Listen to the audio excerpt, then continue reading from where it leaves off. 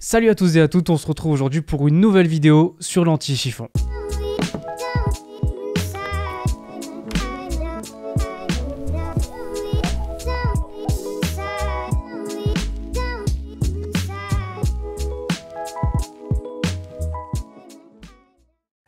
Aujourd'hui, une nouvelle vidéo sur la nouvelle page de sous-titrage de Premiere Pro CC 2021. C'est une nouvelle page, c'est une page qui n'existait pas avant. Avant, c'était la page légende et qui était totalement différente, qui ne fonctionnait pas du tout de la même manière. Donc aujourd'hui, je vais explorer ça avec vous. Je vais vous montrer un petit peu comment ça se passe, comparé à l'ancienne version sur les Premiere Pro d'avant. Et je reviendrai très prochainement avec une nouvelle vidéo sur le sous-titrage automatique. Là, c'est manuel. Pour l'instant, il y a un early access sur la fonctionnalité de sous-titrage automatique de Premiere Pro. C'est pas encore disponible, mais ça le sera très bientôt.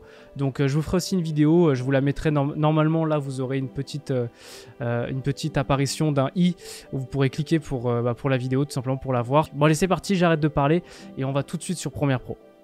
Ok, donc avec cette nouvelle version de Premiere Pro, vous aurez besoin de deux pages pour faire des sous-titres. Vous aurez besoin de cette page texte et objet graphique essentiel. Si vous ne les avez pas par défaut, c'est fort probable, vous allez dans Fenêtre et vous allez les chercher. Donc la page texte, elle est là, hop, et la page objet graphique essentiel, elle est là. Voilà, d'ailleurs c'est marrant, ça c'est un petit bug, je pense qu'il ne la voit pas activée alors que elle est là. Rien de méchant. Donc voilà, vous avez besoin de ces deux pages-là. Là, pour l'exemple, je suis reparti sur une vieille vidéo qu'on a sur Samurai TV. Et du coup, la grosse nouveauté, c'est cette page-là, qui n'existait pas avant, qui s'appelait Légende, tout simplement, et qui se présentait pas de cette manière-là. Donc là, pour créer un sous-titre, dans le futur, vous aurez possibilité certainement de créer des sous-titres automatiques. Pour l'instant, c'est pas encore le cas. Là, pour la créer, vous faites créer une piste de sous-titres. Ça va vous ouvrir cette page. Et ici vous avez plein de possibilités avec des normes, en fait le CEA etc, c'est des normes. Si vous faites du YouTube ou juste Facebook, peu importe, des sous-titres basiques, des sous-titres clairs on appelle ça aussi, qui vont apparaître à l'image, vous avez juste à cliquer sur sous-titres. Donc là on fait OK, le style pour l'instant on n'en a aucun, on fait OK. Donc voilà, il se passe juste ça et ici on a une nouvelle séquence qui s'est créée, ça c'est totalement nouveau, hein. Vous avez d'ailleurs moyen de masquer ou faire apparaître les pistes. On peut avoir plusieurs pistes de sous-titrage, ça par exemple ça peut avoir un intérêt si vous avez une piste anglais, une piste français, une piste, bref toutes les langues. Vous pouvez faire une piste de sous-titrage par langue, donc c'est assez intéressant. Derrière, donc voilà, on a cette piste, et derrière pour créer un sous-titrage, vous avez juste à cliquer sur ce plus. Donc on va aller ici, tac, voilà j'ai commencé. J'ai commencé le rugby, voilà on va juste sous-titrer ça pour l'exemple. Donc je viens caler mon sous-titrage là, d'ailleurs j'ai une marque sur mon rush, je vais l'enlever tout de suite. Tac, pour l'enlever, c'est quand vous avez ce genre de petites choses vertes, vous appuyez sur M et puis supprimer comme j'ai fait. Donc voilà, vous le calez, donc j'ai commencé, je vais le taper. Hop, j'ai commencé le rugby. Voilà. Toc.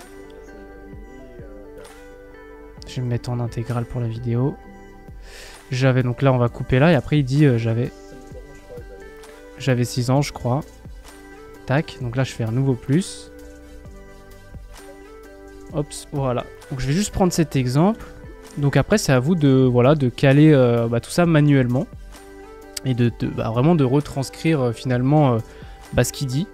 Donc ça prend un certain temps, hein. Très honnêtement ça prend beaucoup de temps. Mais l'outil est déjà bien mieux fait parce qu'avant c'était une seule piste, enfin c'était vraiment galère. Là donc maintenant l'avantage aussi, un énorme avantage, c'est qu'on peut vraiment appliquer des styles à nos sous-titres, alors qu'avant c'était vraiment, c'était assez limité, on pouvait mettre un fond et changer les typos, mais on pouvait pas mettre d'ombre, fallait mettre un effet ombre portée, etc. C'était vraiment pas la même histoire. Là du coup pour changer finalement le look de l'ensemble, on va faire objet graphique essentiel. Et là, ça va me sélectionner la piste de sous-titres qui est active. Donc voilà, vous voyez que quand j'appuie là, hop, voilà, ça me la met là. Et en fait, l'intérêt, c'est que soit on peut modifier la police en faisant ça. Par exemple, je vais mettre Poppins, c'est une police que j'aime bien. On va aller mettre le semi-bold. Et après, je sais pas, je la veux en beaucoup plus gros, genre 60. Boum. Centré. Je veux une ombre pour bien que ça se voit. Après, on peut jouer sur l'ombre. Tac, pour pas que ça soit trop cheap. On peut la remonter, on peut remonter le texte comme ça, voilà, par exemple. Donc là, soit je vais faire vraiment tout ça manuellement, parce que là, vous voyez que bah, du coup, le texte d'après, lui, il est plus bon. Soit, en fait, je peux créer un style. Tac. Et là, je vais l'appeler, par exemple, sous-titre espoir, parce que c'est comme ça que s'appelle la vidéo. Donc là, ça me crée ce petit fichier que je vais ranger d'ailleurs dans mon fichier élément. Bon, ça, c'est une de mes méthodes de travail. Si vous voulez, on pourra en parler un jour si ça vous intéresse, de voir comment je travaille en général et comment je trie tous mes fichiers dans un projet Premiere Pro. Et du coup, là, j'ai mon style, en fait, tout simplement. Et du coup, ça va s'appliquer à l'ensemble de mes textes de sous-titres, tout simplement. En tout cas, de cette piste de sous-titrage. Donc ça, c'est très intéressant parce que du coup, bah, la manière d'un DaVinci Resolve, ça applique vraiment un look à l'ensemble finalement de votre piste de sous-titrage. Une fois que j'ai ça, je peux passer à une étape qui est intéressante. Je peux masquer les pistes. Ça, c'est assez intéressant. Ils ont vraiment séparé les pistes, donc c'est cool parce que quand on se retrouve avec un projet avec plein de pistes, c'est cool de pouvoir s'y retrouver. Là, je peux masquer la piste de sous-titrage. Du coup, voir vraiment, et puis pour autant, ils disparaissent pas, hein, mais juste la piste disparaît. Donc c'est assez cool. Je peux aussi afficher uniquement celle qui est active. Enfin bref, il y a plein de possibilités avec cet outil. Là, je vais afficher tout. Et ce que je voudrais faire, c'est créer une nouvelle piste de sous-titrage. Donc pour ça, j'ai fait clic droit, ajouter une piste sous-titre. Et ici, ce qui est intéressant, c'est que je peux lui dire de reprendre le style que j'ai créé. Donc imaginons que là, je veuille faire une version anglaise. Bah, je peux juste faire ça, sous-titre espoir. Ok, boum. Et là, j'ai une piste 2. Et il m'a désactivé automatiquement la piste 1 française, entre guillemets. Donc là, je pourrais très bien faire ça et tout dupliquer. Là, j'appuie sur Alt et je glisse, tac, en même temps que je fais l'action. Ça va dupliquer mes calques. Et là, à ce moment-là, bah, je peux traduire en anglais. Je vais pas faire une démonstration d'anglais ici parce que je suis pas incroyable. Mais voilà, vous comprenez la méthode. Il y a aussi une nouvelle fonctionnalité qui est assez intéressante sur cette nouvelle page de sous-titrage. Vous pouvez fusionner des segments. Donc ça va vraiment, par exemple là, ceux qui sont côte à côte, ça va vous les fusionner, qui va faire un seul et gros et unique sous-titrage, donc c'est assez intéressant. Et à l'inverse, vous pouvez les fractionner, et ça va vous les dupliquer par contre cette fois, donc ça va être à vous de supprimer ce qu'il y a en trop et ce qu'il y a en double en fait, ce que vous voulez garder. Par exemple, si là je prends cet exemple là, je vais les fractionner, donc comme j'avais fait, je vais enlever ça. Tac, en plus j'avais pas mis de point, on va mettre un point. Et ici, à l'inverse, je vais enlever tout le début de la phrase. Voilà. Et voilà. Et du coup, je reviens là. Et après, si vous voulez... Voilà, c'est assez intéressant. Voilà. Et là, il reprend. Et vous voyez, du coup, ça me l'a cuté au milieu. Et là, pour réajuster, vous avez juste à... manuellement, vous pourriez faire ça. Donc c'est un peu long. Pour gagner du temps, vous appuyez sur la touche N. Donc ça va vous ouvrir cet outil. Et vous cliquez au milieu et hop, vous le ramenez. Et là, comme ça, vous avez réajusté finalement votre calque. Ensuite, pour conclure, je voulais aborder un petit point pour avancer plus vite sur les sous-titrages quand vous en avez beaucoup à faire. C'est une partie très importante. Voilà, vous voyez, là, je le fais à l'image. Je ne fais pas créer à chaque fois, j'appuie pas sur le texte, plus, etc. C'est de jouer avec les raccourcis clavier. Quand vous en avez vraiment 500 000 à faire, c'est super important que souvent c'est sous-estimé par les débutants parce que ils connaissent pas et que ils se disent quand ils arrivent sur la page de raccourcis clavier ils ont peur, etc. Mais c'est vraiment très important. Donc pour mettre des raccourcis clavier, vous allez dans édition, raccourcis clavier, vous arrivez sur cette page là qui fait un peu peur par défaut et vous allez taper finalement légende.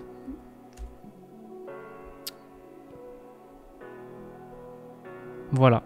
Et sur cette page-là, il y a plusieurs choses qui sont intéressantes. Il y a une première, c'est atteindre le segment de légende précédent et légende suivant. Moi, je les ai mis sur ces deux touches, donc qui sont le CCD, le A. Vous faites ce que vous voulez. Mais l'intérêt, ça va être de les mettre côte à côte quand même, parce que ça vous permet, en fait, si vous voulez, quand vous travaillez sur le sous-titrage, de revenir aux sous-titres d'avant, aux sous-titres d'après, et de les cut ou de les raccourcir, de les rallonger, enfin bref, de vous balader sur votre timeline sans utiliser la souris, ce qui est un gain de temps vraiment incroyable. Et il y a un autre raccourci, c'est ajouter un segment de légende au niveau de la tech de lecture, qui est très intéressant, parce qu'il vous évite de cliquer sur le petit plus pour justement générer un calque de sous-titres.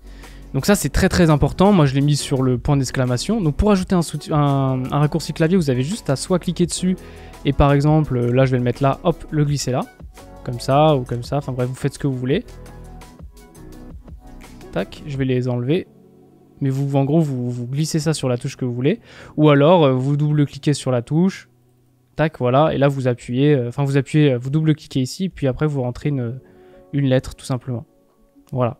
Donc ça, une fois que c'est fait, vous faites OK, et on va tester. Donc là, moi, si j'appuie sur le point d'exclamation, paf, ça me crée tout de suite une nouvelle légende. Et si je rappuie sur mon CCD, bah, je reviens avant, tac, tac, et inversement, si j'appuie sur mon A, là où j'avais mis le raccourci pour aller à l'avant, et bah, ça me ramène devant. Donc ça va me permettre, si vous voulez, vraiment de me balader sur l'ensemble de mes textes. Et par exemple, quand je suis sur cette page, ça va me permettre de directement d'avoir une sélection et de voir en fait mon orthographe, etc. Enfin tout ce genre de détails en fait.